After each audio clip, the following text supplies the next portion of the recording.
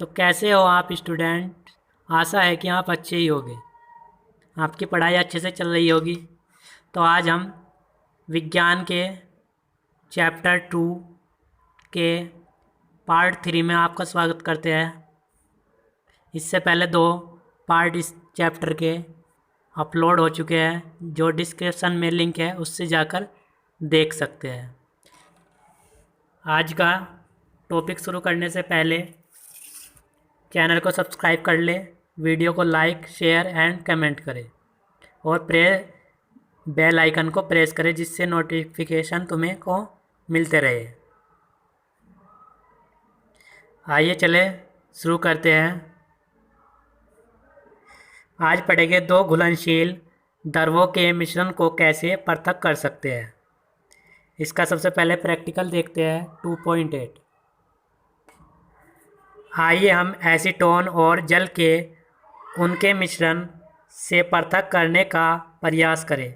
मिश्रण को आसवन फ्लास्क में लें, इसमें एक थर्मामीटर लगाएं। उपकरण को दिए गए चित्र 2.9 के अनुसार व्यवस्थित करें। ये नीचे चित्र दिखाया गया, इसके अनुसार व्यवस्थित करें।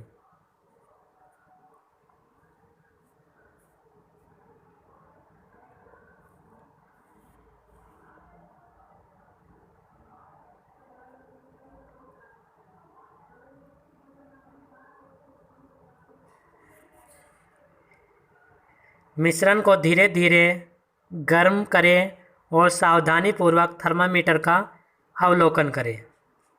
एसीटोन वाष्पीकृत होता है तथा संघनित होकर संघनन द्वारा बाहर निकलने पर इसे बर्तन में इकट्ठा किया जा सकता है। जल आसवन फ्लास्क में शेष रह जाता है। इनसे अब ये प्रश्न उठते हैं कि जब आप मिश्रण को गर्म करना शुरू करते हैं तब आप क्या अवलोकन करते हैं। कुछ समय के लिए किस तापमान पर थर्मामीटर का पाठ्यांक स्थिर हो जाता है। एसीटोन का क्वथनांक क्या है। दोनों घटकों को हम पृथक कर पाते हैं, क्यों। आइए इन क्वेश्चनों के आंसर देने की कोशिश करते हैं कि ऐसा क्यों होता है। इस विधि को आसवन कहा जाता है। इसका उपयोग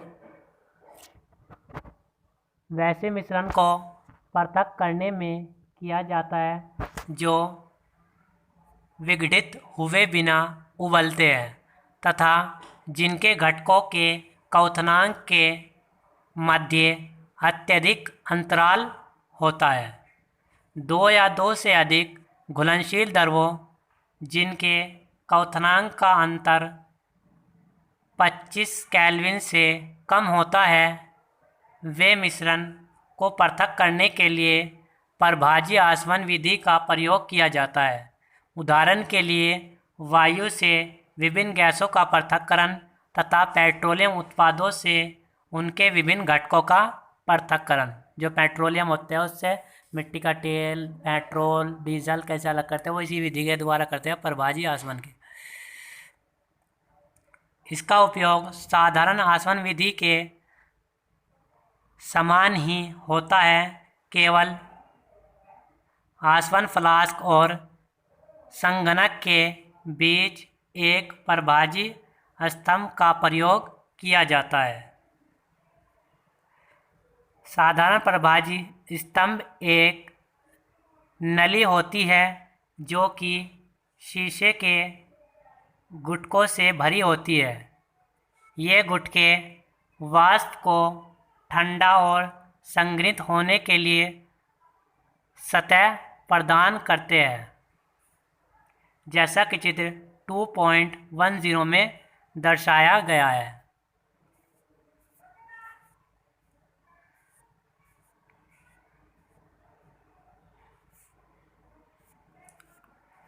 ये रहा, ठीक है।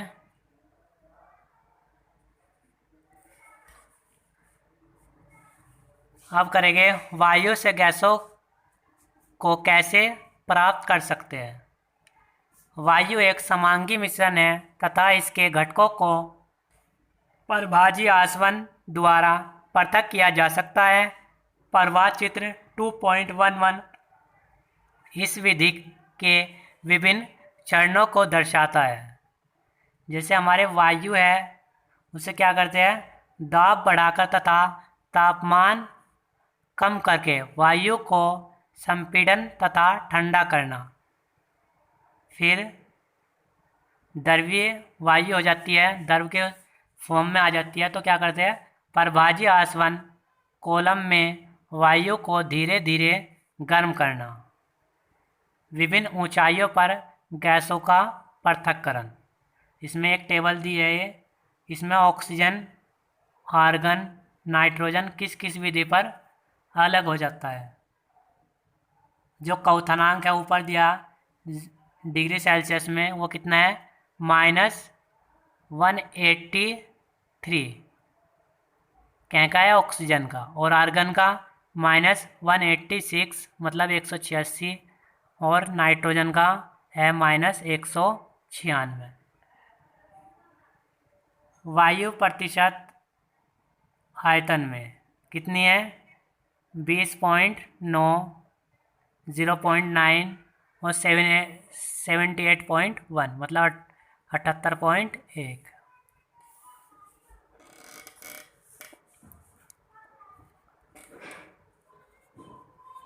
ये एक चित्र दिया गया है इसमें, जिसके द्वारा ये सारा प्रोसेस होता है।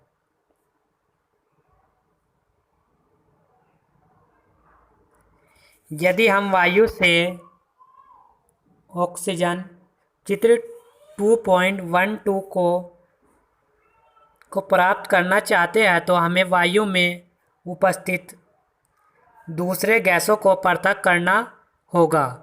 द्रव वायु प्राप्त करने के लिए पहले वायु पर दबाव बढ़ाया जाता है और फिर ताप को घटाकर उसे ठंडा कर संपीड़ित किया जाता है।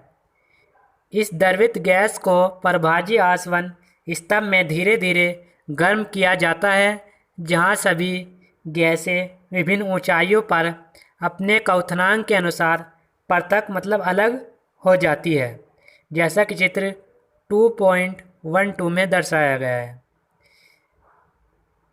अब यहाँ से कुछ प्रश्न उठते हैं।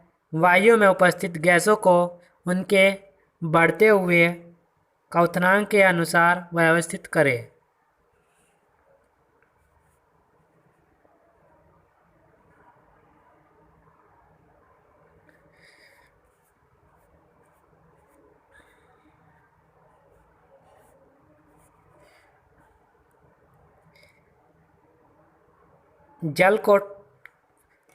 जब वायु को ठंडा किया जाता है तो कौन सा घटक पहले द्रव में परिवर्तित होता है।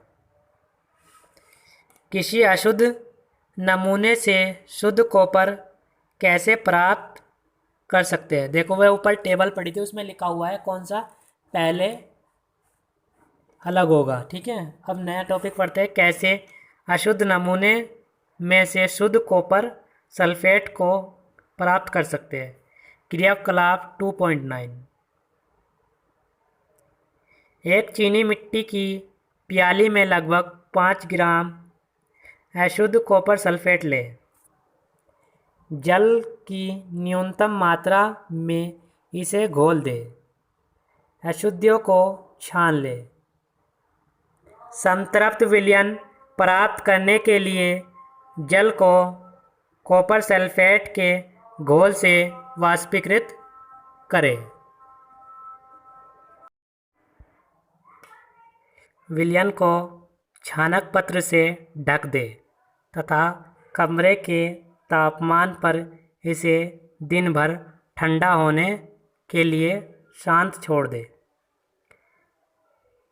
आप कॉपर सल्फेट के क्रिस्टलों को चीनी मिट्टी की प्याली में प्राप्त करेंगे।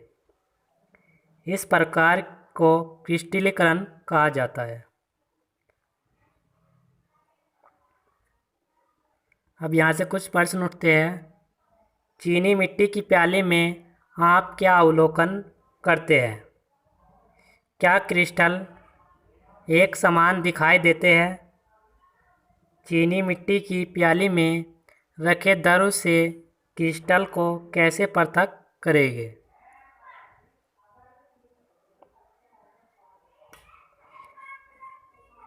क्रिस्टलीकरण विधि का प्रयोग ठोस पदार्थों को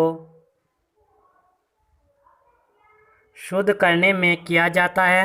उदाहरण के लिए समुद्री जल से जो नमक हम प्राप्त करते हैं उसमें बहुत सी अशुद्धियाँ हो सकती है। इन अशुद्धियों को दूर करने के लिए क्रिस्टलीकरण विधि का उपयोग किया जाता है। क्रिस्टलीकरण वह विधि है जिसके द्वारा क्रिस्टल के रूप में शुद्ध ठोस को विलयन से पृथक किया जाता है। क्रिस्टलीकरण विधि साधारण वाष्पीकरण विधि से निम्न कारणों से उत्तम होती है। कुछ ठोस विघटित हो जाते हैं या कुछ के समान गर्म करने पर झुलस जाते हैं। छानने के पश्चात भी अशुद्ध विलेय पदार्थ को विलायक में घोलने पर विलयन में कुछ अशुद्धियाँ रह सकती है। वाष्पीकरण होने पर ये अशुद्धियाँ ठोस को दूषित कर सकती है। अब इसके अनुप्रयोग क्या क्या है? समुद्री जल द्वारा प्राप्त नमक को शुद्ध करने में, अशुद्ध नमूने से फिटकरी को पृथक करने में। इस प्रकार मिश्रण की प्रकृति के अनुसार ऊपर दी गई विधियों में से किसी का प्रयोग कर हम शुद्ध पदार्थ प्राप्त कर सकते हैं। तकनीकियों में विकास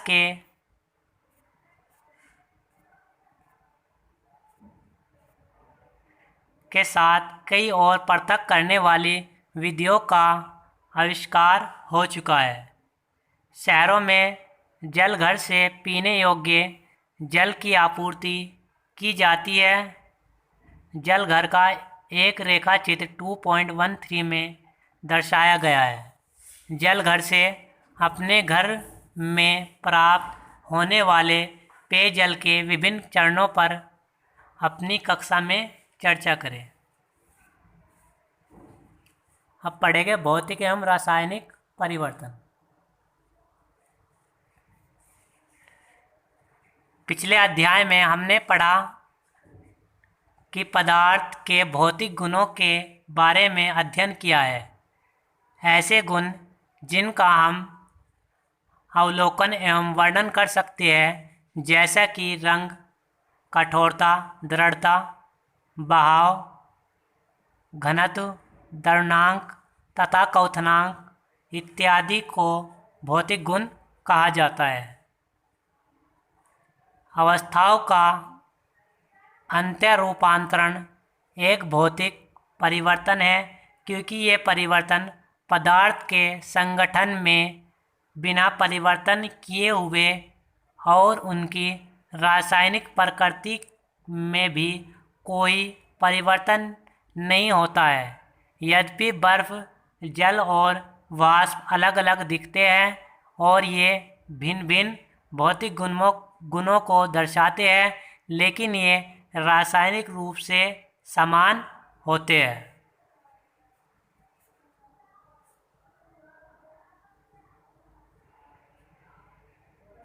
जल तथा खाना पकाने वाले तेल दोनों द्रव है, लेकिन इनके रासायनिक गुणधर्म भिन्न हैं। इनकी गंध और ज्वलनशीलता में अंतर है।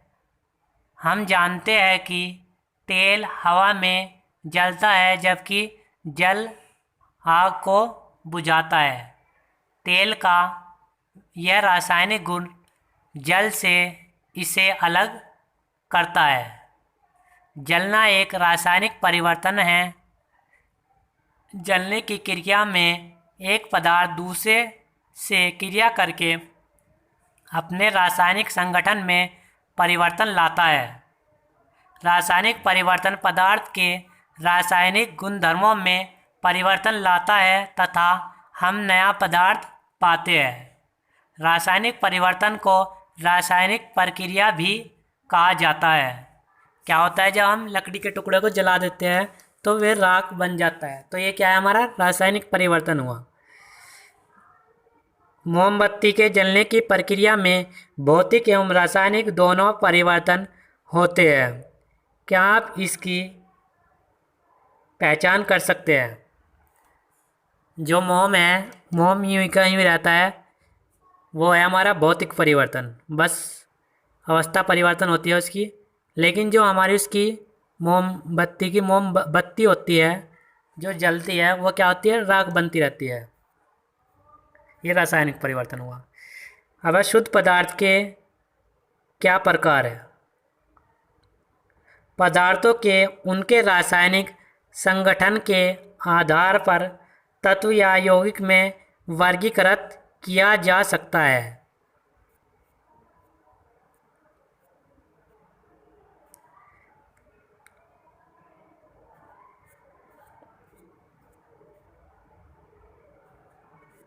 अब पढ़ेगा हम तत्व। रॉबर्ट बॉयल पहले वैज्ञानिक थे जिन्होंने सन 1661 में सर्वप्रथम तत्व शब्द का प्रयोग किया। फ्रांस के रसायनज्ञ एंटोनी लॉरेंट लवाइजिए सन 1743 से सन 1794 ने सबसे पहले तत्व की परिभाषा को प्रयोग द्वारा प्रतिपादित किया। उनके अनुसार तत्व पदार्थ का वह मूल रूप है जिसे रासायनिक प्रक्रिया द्वारा अन्य सरल पदार्थों में विभाजित नहीं किया जा सकता है। तत्व को साधारणतः धातु, अधातु तथा उपधातु में वर्गीकृत किया जा सकता है। धातुएं प्राय दिए हुए निम्न गुणधर्मों में से सभी को या कुछ का प्रदर्शित करती है। ये चमकीली होती है, ये चांद जैसी सफ़ेदी या सोने की तरह पीले रंग की होती है। ये ताप तथा विद्युत की सुचालक होती है। ये तत्व होती है, ये तन्य होती है और इनको तार के रूप में खींचा जा सकता है। ये आघात वर्धीय होती है, इनको पीट कर महीन चादरों में ढाला जा सकता है। ये प्रतिध्वनिपूर्ण होती है। सोना, चांदी, तांबा, लोहा, सोडियम, पोटेशियम इत्यादि धातु के उदाहरण हैं। पारा धातु होते हुए भी कमरे के तापमान पर द्रव है। जो कमरे का तापमान होता है, मतलब सामान्य ताप पर भी वो द्रव अवस्था में रहता है पारा। अधातुएं दिए गए निम्न गुणों में से प्राय कुछ को या सभी को प्रदर्शित करते हैं। ये विभिन्न रंगों की होती है। ये ताप और विद्युत की कुचालक होती है। ये चमकीली, प्रतिध्वनिपूर्ण और आघात वर्धीय नहीं होती है, मतलब इनसे आघात वाढ़ने पर आवाज़ नहीं निकलती। ध्वनि हाइड्रोजन, ऑक्सीजन, आयोडीन, कार्बन, कोल, कोक, ब्रोमीन, क्लोरीन इत्यादि धातुओं के उदाहरण हैं। कुछ तत्व धातु और अधातु के बीच के गुणों को दर्शाते हैं जिन्हें उपधातु कहा जाता है। जो इन दोनों मतलब एक अधातु होते हैं, धातुओं के बीच में एक और होती है जिसे उपधातु बोला जाता है। जैसे बोरॉन, सिलिकॉन, जर्मेनियम इत्यादि।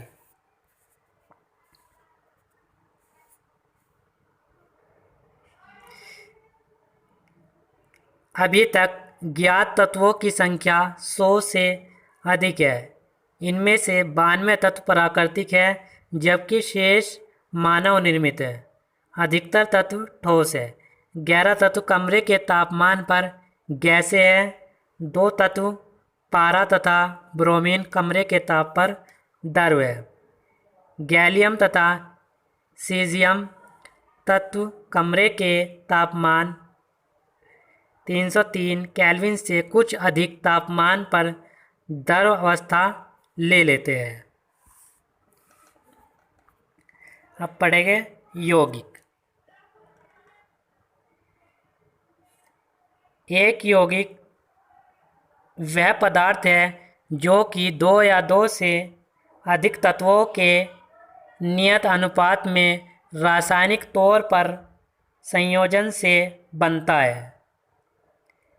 जब दो या दो से अधिक तत्व आपस में मिलते हैं तो हम क्या पाते हैं? क्रियाकलाप के द्वारा देखते हैं। 2.10 कक्षा को 2 समूहों में विभक्त करें, मतलब बांटे। दोनों समूहों को 50 ग्राम लोहे का चूर्ण और 3 ग्राम सल्फर एक चीनी मिट्टी की प्याली में दे। समूह 1 लोहे के चूर्ण और सल्फर पाउडर को पीस कर मिलाए। समूह 2 लोहे के चूर्ण और सल्फर पाउडर को पीस कर मिलाए मिश्रण को तीव्र ताप पर लाल होने तक गर्म करें। अब ज्वाला को हटा दे तथा मिश्रण को ठंडा होने दे। समूह 1 और 2 प्राप्त सामग्री में चुंबकीय गुणों की जांच करें। सामग्री के निकट एक चुंबक को लाए।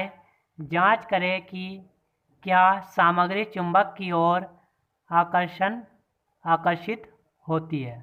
मतलब उस चूर्ण के आसपास एक को तो जलाकर लाल कर लिया और एक को ऐसे ही, तो फिर उसके पास क्या लाए? चुंबक लेकर आए। दोनों समूह द्वारा प्राप्त सामग्री के रंग और बनावट की तुलना करें। प्राप्त सामग्री के एक भाग में कार्बन डाइऑक्साइड मिलाए। प्राप्त सामग्री में एक भाग में कार्बन डाइसल्फाइड मिलाए। मिश्रण अच्छी तरह मिलाए तथा छान ले।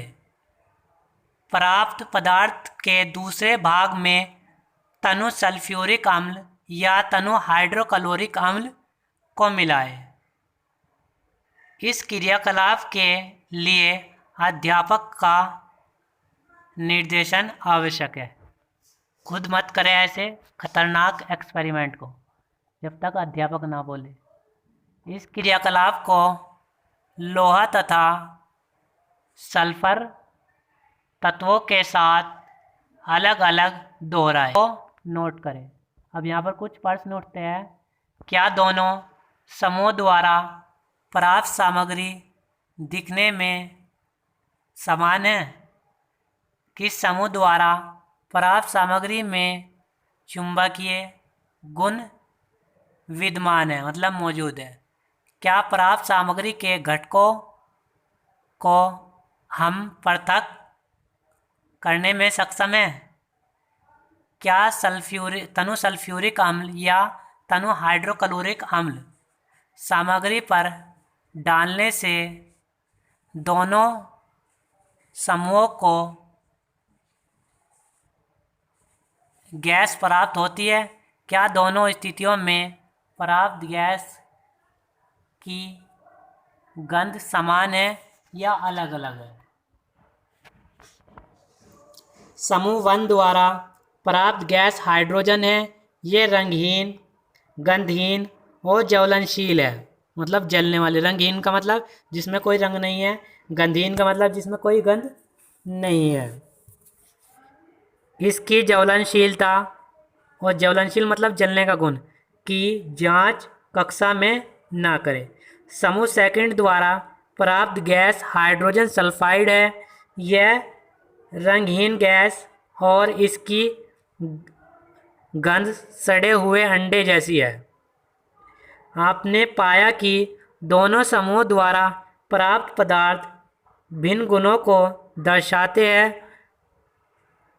यद्यपि प्रारंभ में दिए गए पदार्थ समान थे, समूह फर्स्ट की क्रिया के फलस्वरूप भौतिक परिवर्तन हुआ, जबकि समूह सेकंड की क्रिया के फलस्वरूप पदार्थ में रासायनिक परिवर्तन हुआ। समूह फर्स्ट द्वारा प्राप्त सामग्री दो पदार्थों का मिश्रण है। दिए गए पदार्थ लोहा तथा सल्फर है।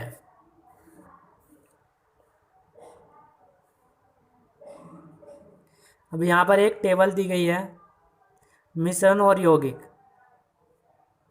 तो पहले हम मिश्रण को देखते हैं। तत्व या यौगिक केवल मिश्रण बनाने के लिए मिलते हैं, किंतु किसी नए यौगिक का निर्माण नहीं करते। नंबर 2, मिश्रण का संगठन परिवर्तनीय होता है। नंबर 3, मिश्रण उसमें उपस्थित घटकों के गुणधर्मों को दर्शाता है। नंबर 4, घटकों को भौतिक विधियों द्वारा सुगमता से पृथक किया जा सकता है। अब देखेंगे हम यौगिक क्या होते हैं। नंबर 1, तत्व क्रिया करके नए यौगिक का निर्माण करते हैं। नंबर 2, नए पदार्थ का संगठन सदैव अस्थायी होता है। नंबर 3, नए पदार्थ के गुणधर्म पूरी तरह से भिन्न होते हैं। नंबर 4, घटकों को केवल रासायनिक या विद्युत रासायनिक प्रतिक्रिया द्वारा ही पृथक किया जा सकता है। मिश्रण का गुण उन दोनों मिले हुए तत्वों के गुण के समान है। समूह सेकंड द्वारा प्राप्त सामग्री यौगिक है। दोनों तत्वों को तीव्रता से गर्म करने पर हमने यौगिक पाया, जिसका गुण मिले हुए तत्वों से पूरी तरह भिन्न था। यौगिक का संगठन पूरे पदार्थ में समान है। हम यह भी देख सकते हैं कि यौगिक की बनावट और रंग भी सभी स्थानों पर समान है। इस प्रकार संक्षेप में हम पदार्थ की भौतिक और रासायनिक प्रकृति को निम्न आरेख द्वारा व्यवस्थित कर सकते हैं। पदार्थ पहले क्या है हमारा, शुद्ध, और दूसरी तरफ हमारा मिश्रण। पहले को पढ़ेंगे तत्व।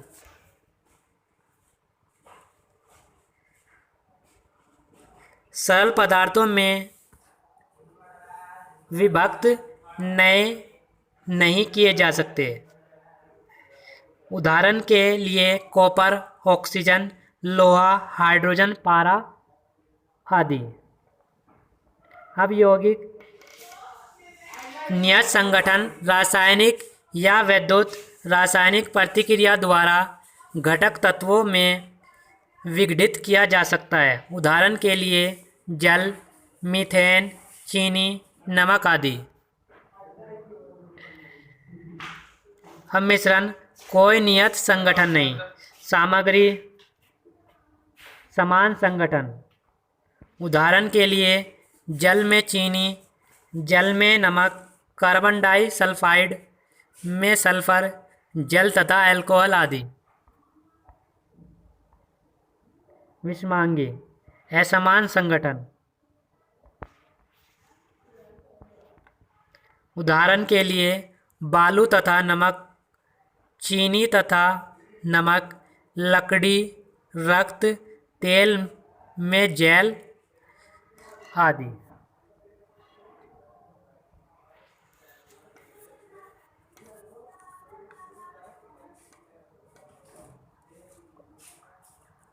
आपने क्या सीखा?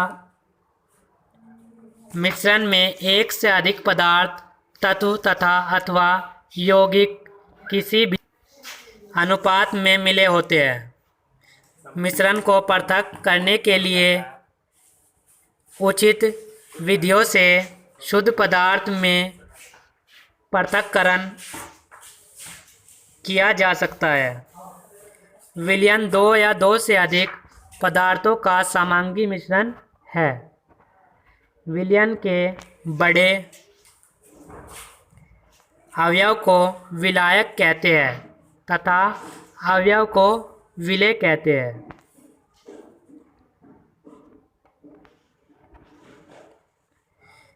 विलयन की सांद्रता उसके इकाई आयतन में उपस्थित विलेय का द्रव्यमान अथवा आयतन है। वह पदार्थ जो विलायक में अघुलनशील तथा आँखों से देखा जा सकता है निलंबन कहलाता है। निलंबन एक विषमांगी मिश्रण होता है।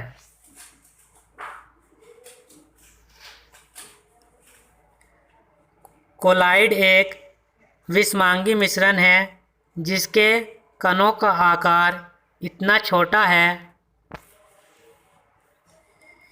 कि उन्हें सरलता से देखा नहीं जा सकता, किंतु इतना बड़ा है कि ये प्रकाश का फैलाव कर सकने में सक्षम होते हैं। कोलाइड उद्योगों में तथा दैनिक जीवन में महत्वपूर्ण है। विलेय कणों को प्रशिक्षित प्रावस्था कहते हैं और विलायक जिसमें ये पूरी तरह से वितरित रहते परिक्षेपण माध्यम कहते हैं। शुद्ध पदार्थ तत्व या यौगिक हो सकते हैं। तत्व पदार्थ का मूल रूप होता है जिस रासायनिक क्रिया द्वारा सरल पदार्थों में विभाजित नहीं किया जा सकता। यौगिक वह पदार्थ है जो दो या दो से अधिक तत्वों के स्थिर अनुपात में रासायनिक रूप में संयोजन से निर्मित होता है। यौगिक के गुण उसमें निहित तत्वों के गुणों से भिन्न होते हैं। मिश्रण में उपस्थित तत्व और यौगिक अपने अपने गुणों को दर्शाते हैं। चैप्टर नंबर 2 कंप्लीट हो गया है। इसके पहले दो पार्ट अपलोड हो चुके हैं जो डिस्क्रिप्शन में लिंक पर जाकर देख सकते हैं।